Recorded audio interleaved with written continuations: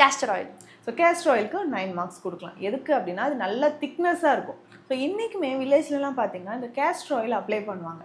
So castor oil apply பண்ணும்போது நம்மளுடைய hair நல்லா டார்க்காக இருக்கும்.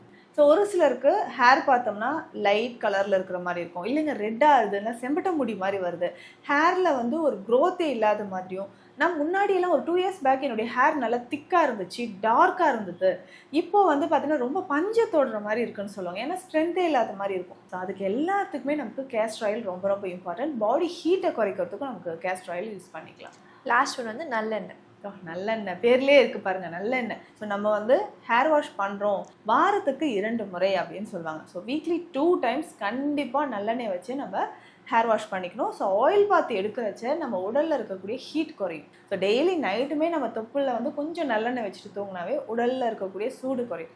அதே மாதிரி தான் ஹேருக்கு வந்து ரொம்ப பெஸ்ட் அப்படின்னு பார்த்தோம்னா நல்லெண்ணெய்.